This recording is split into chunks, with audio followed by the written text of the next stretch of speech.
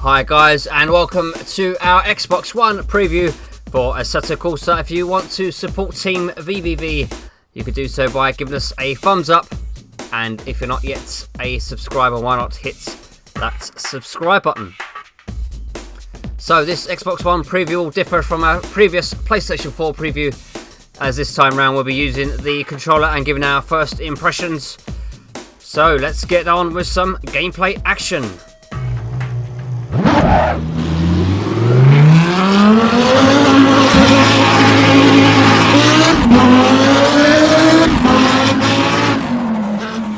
So that was the fantastic sounding Lamborghini Huracan GT3, and I'm playing here on the Xbox One using the Xbox One controller. So a bit of a handful. This Lamborghini has 600 bhp and 500 newton meters of torque, and only weighs a tad over 1200 kilograms. So I'm very much used to using a racing wheel and pedals and driving usually from the cockpit view. So I'm just driving here from the chase cam just to illustrate how playable this game is using a controller. You know, the chase cam is just about the worst viewpoint I could have possibly chosen when you're used to playing in the cockpit view, of course with a steering wheel. So, you know, I'm managing to keep this pretty beastly Lamborghini on the track, so that's always a good sign. So, you know, is Assetto Corsa playable using the controller? Well, the short answer is yes. So we're now going to head to the main mode select screen. So this is the main menu then, exactly the same as in the PlayStation 4 version. So special events, you're given a car and track combination, and there's a number of events such as time attack, race and drift mode, and you have your gold, silver and bronze medals to achieve. Drive is where you can have a quick practice to race or have a race weekend. There's drift events and of course the online. So we did have a request to show online options. Well, this is what we have so far. You can filter by car, as you can see from the drop down menu, and also by track, and you can also sort by ping to get those lower latency races. So, you know, this is prior to the day one patch, so there may well be a host of options coming after the patch. Of course, no servers are yet online. The career modes start off at the very basics with the basic cars, and you have to work your way up through the various tiers to unlock all the championships. We've seen all that before in the PS4 preview. Check it out if you want more details on the career mode. So the options, try and have a look at the controller options. You have a number of presets there, 3 in total. And as far as I can tell, there's no option to change the control layout. So other controls here, you can change the speed sensitivity, steering speed and dead zone. So back out of that. We also had a request for showing car liveries, so we're going to check out the Lamborghini Huracan GT3's liveries, the car that we've just driven. You can see a number of different colours and designs.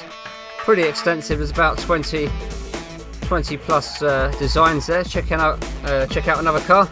So the Nissan GTR GT3. Again, a decent amount of liveries.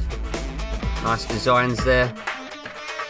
Some pretty stunning colour combinations as well. And again, you know, about 20 different liveries there, so a decent amount there certainly. So just before we go back out onto the track, just want to show the setup options in more detail. We did touch upon these in the PS4 preview video, but here you can see more detail. So you can have the brake bias there, engine limiter, fuel settings under the general tab. The aero tab, you can change your front splitter and wing settings. Drivetrain then, gearing, you can change all the various gearings for each gear, as well as the final ratio and differential settings. Plenty there. Suspension, then you can change your tyre compounds, tyre pressures and also the camber, ride height, tow and all that good stuff. Finally then we have the dampers tab, which enables you to change the various bump and rebound settings there. So lots to tinker with. So different views then, we have the chase cam 1, chase cam 2 a little bit further away. We have the bonnet cam, the bumper cam, which is at a very nice height, very playable, the dash cam, and of course the cockpit cam. So for this little race I'm going to be using the bonnet cam, and this is with the traction control and ABS settings turned to factory. and stability control has been turned off, or at 0% I should say.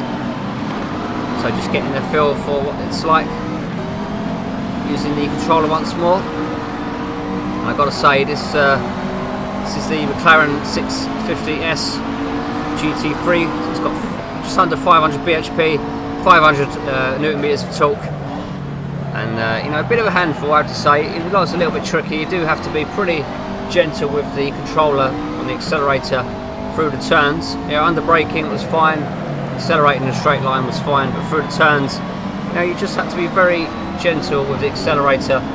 You know, as I'm not used to using the controller, I did struggle a little bit, but you know, you just got to very feather the triggers there, and it's very playable, but it may take a little bit of time to get used to if you're used to using a wheel such as I am.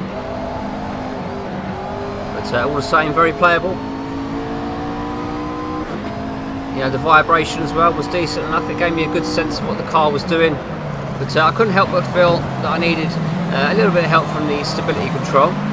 So what we're going to do right now is I'm going to go back to the options menu, and we're going to change the stability control settings. I'm not going to put it on 100%, but we're going to try 50% setting and see how we get on. So back out onto the racetrack once again in the McLaren 650S GT3, and this time using 50% stability control assist. As you go into the first turn, then on the brakes,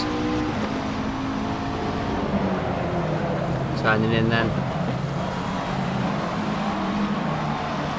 And you know, straight away I can notice I can be a lot more aggressive thanks to the stability control. You see me making the overtake here, or attempting the overtake on the inside, and you know, to be a lot more aggressive. Didn't have to be so cautious around the turns, which was great as we come up to this big braking point here. So getting the overtake, so fairly, well, a lot more comfortable I would say using the stability control.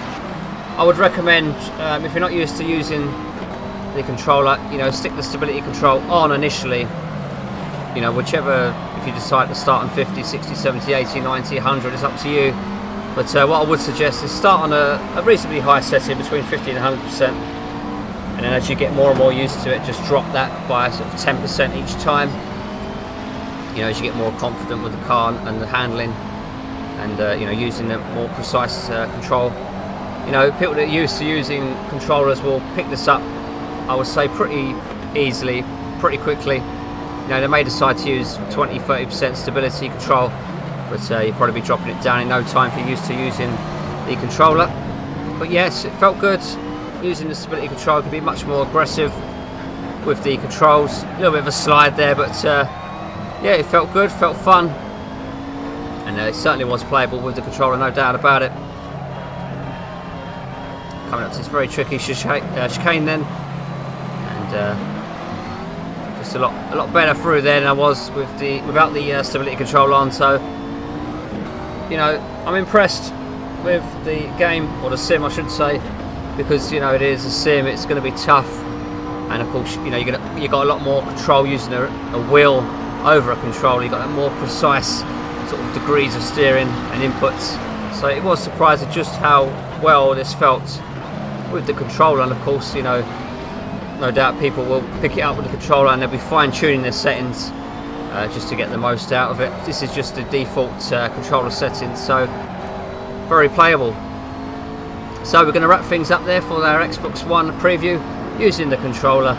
We've got lots more Assetto Corsa videos to come, including hopefully a playthrough of the career mode, and of course we're going to have a number of comparisons as well coming up on the channel very shortly. So if you're enjoying our footage and you want to keep up to date, hit that subscribe button, and also we would appreciate if you could give us a thumbs up, as it really does help us out. So that was it for now. Thanks for watching, and we'll have more Assetto Corsa action coming up very shortly.